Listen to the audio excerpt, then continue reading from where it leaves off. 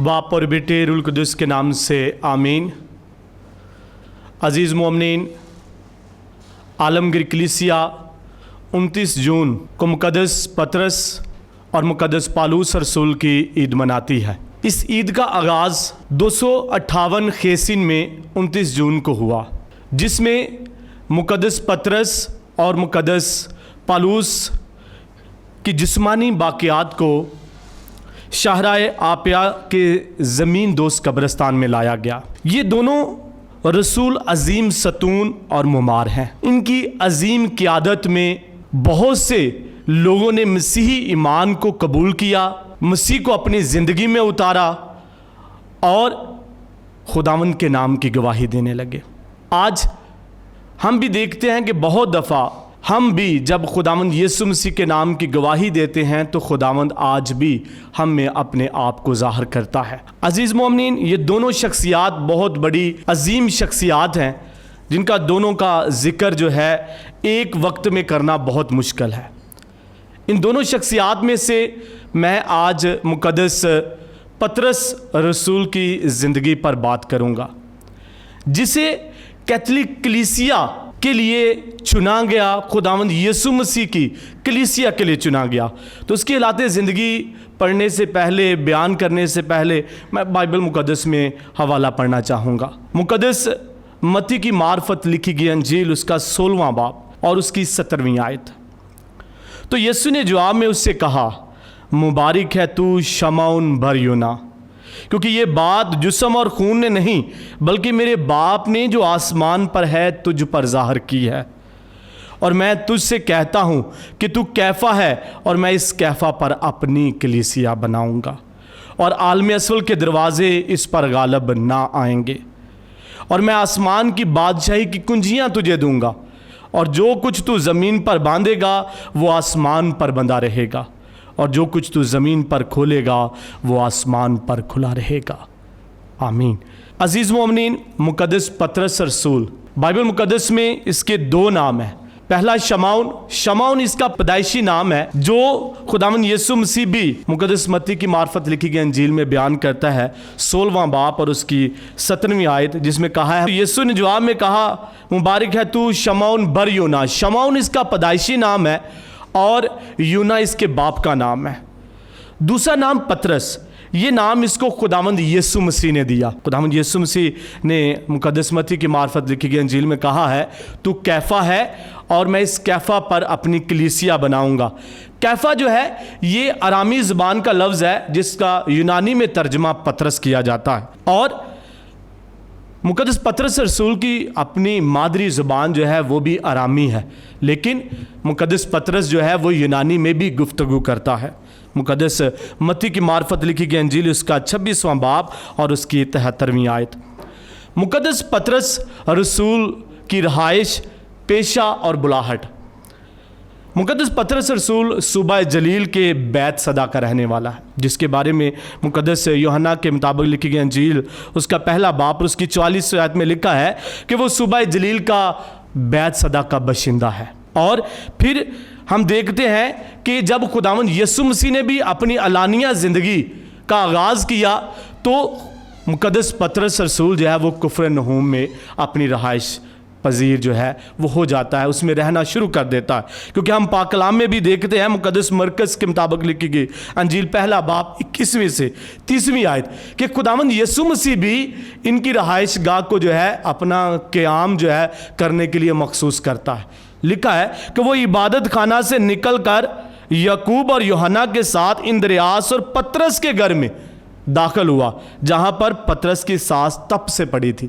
हम यहाँ पे देखते हैं कि खुदावंद यीशु मसीह मुक़द्दस पतरस के कुफ्र-ए-नहूम के घर में जो है वो खुद भी जाता है, और उसमें मुक़द्दस पतरस और इंद्रियास, याकूब और यूहन्ना के साथ रहता है। खास बात बताना चाहूँगा कि मुकद्दस पतरस जो है, हम उसकी ज़िंदगी को देखते हैं जब पाक कलाम में, तो वो एक बहुत जज्बाती, गुस्से में आ जाना और आखिरी दम तक वफादार रहने की उसमें खासियत पाई जाती है। और ये खुद से नहीं है, क्योंकि जिस एरिए का वो रहने वाला, सुबह जलील के बैतसदा में, और सुबह जलील के लोग जो हैं वो इसी तरह के गुस्से और बहुत जल्दबाजी करने वाले और मर मिटने वाले इंसान थे। इसे हम देखते हैं गतसमनी बाग में जब खुदावंद यीशु मसीह को पकड़ने के लिए आते हैं, तो पाक कलाम में लिखा है कि ये फौरन अपनी म्यान में से तलवार निकालता है और सिपाही का कान उड़ा देता है।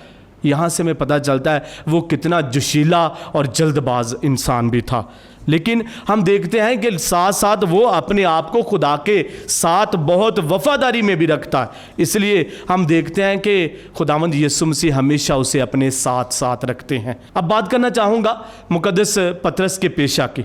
मुकद्दस पतरस रसूल जो है ये पेशे के लिहाज से माहिरगीर था। मुकद्दस मरकस के मुताबिक लिखी गई अंजील पहला बाब 16वीं आयत में लिखा है कि इंद्रियास और पतरस दोनों मछलियाँ पकड़ रहे थे, और साथ ही साथ थोड़ा आगे चलते हुए खुदावंद यीशु मसीह याकूब और यूहन्ना को भी देखते हैं जो जाल बुन रहे थे।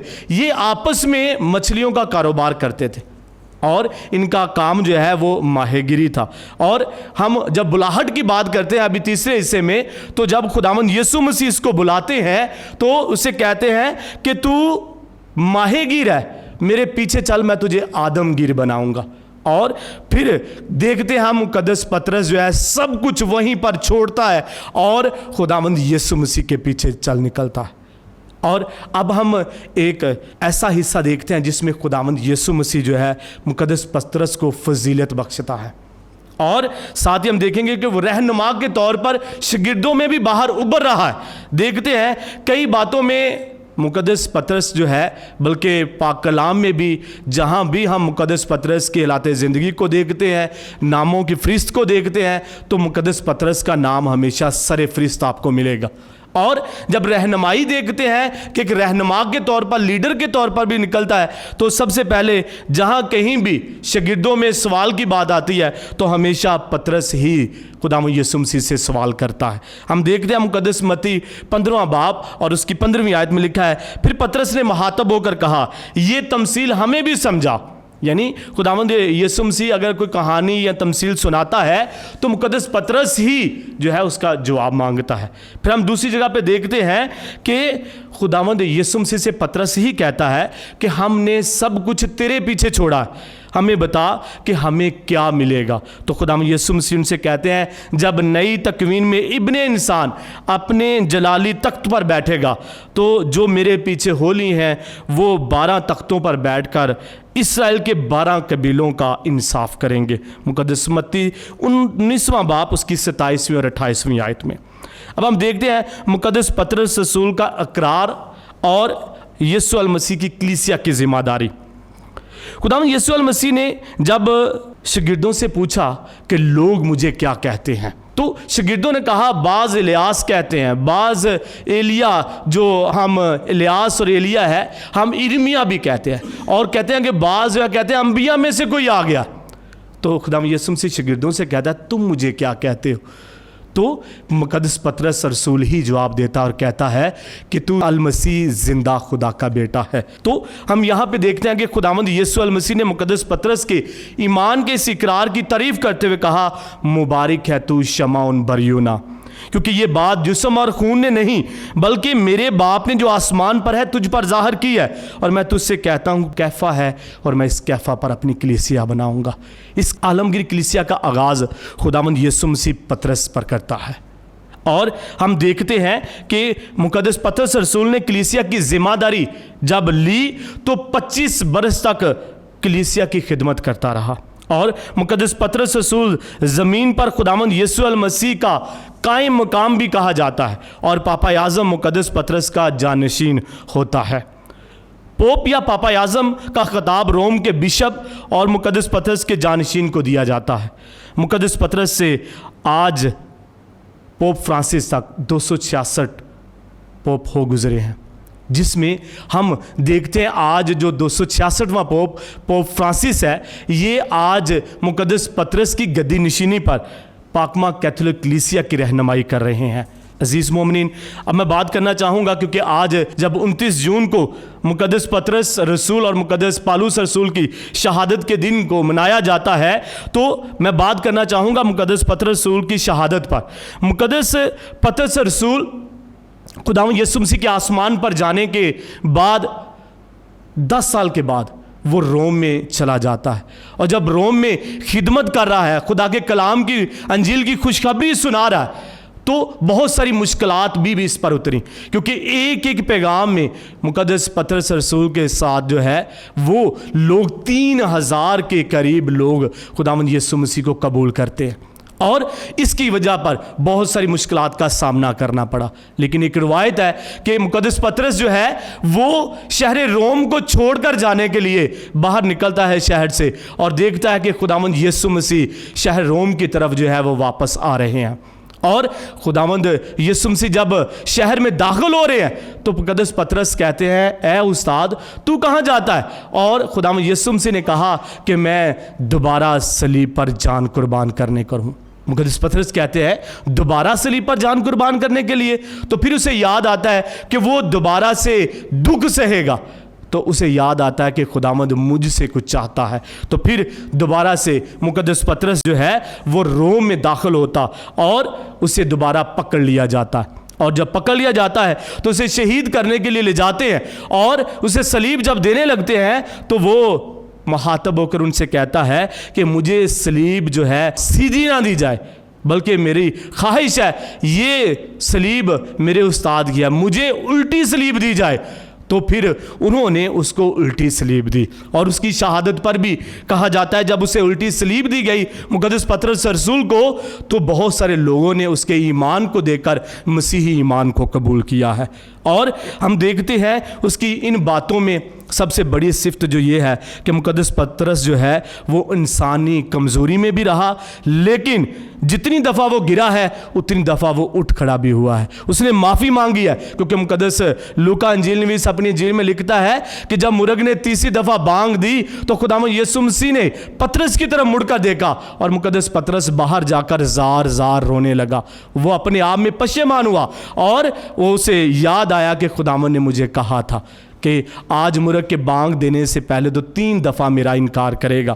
तो आज हम देखते हैं कि मुकद्दस पतरस जो है अपनी शहादत पर भी बहुत से मसीहियों को जो है वो मजबूती अता करता है कि हम जितनी भी मर्जी मुश्किलात परेशानियों में गिरे हों, लेकिन हम माफ़ी मांगकर खुदावंद के साथ दोबारा से जुड़ जाएं। और जब तस्वीरों में देखते हैं तो उसकी पहचान के तौर पर जब आज हम देखा है कि खुदावंद यीशु मसीह उसे आसमान और ज़मीन की कुंजियाँ देता है, तो 2 चाबियां जो है ये और उल्टी सलीब जो है ये मुकद्दस पतरस का निशान गिनी जाती है, अलामत गिनी जाती है। तो मसीह में मेरे अजीज़ों, आए आज जब 29 जून को जब मुकद्दस पतरस रसूल को और मुकद्दस पालूस को याद किया जाता है, तो हम दुआ मांगे कि कादिर मुतलक खुदा जो मुकद्दस पतरस को कलीसिया का चुपान ठहराता है और हमें रसूली अकीदे की चट्टान पर कायम किया, बख्श दे कि हम इसकी तालीम सुनकर पूरे तौर पर अपने अमाल में कायम रहें, और मुकद्दस पालूस रसूल की तरह भी हम भी अपने आप को मजबूत बनाएं, डरे नहीं, बल्कि हम भी उन मुश्किलात का सामना करते हुए इन दोनों शागिर्दों की तरह, दोनों रसूलों की तरह खुदावंद यीशु मसीह पर ईमान और यकीन रखें, ताकि खुदावंद खुदा के साथ मिले रहें और उससे ढेरों बरकत पा सकें। आमीन।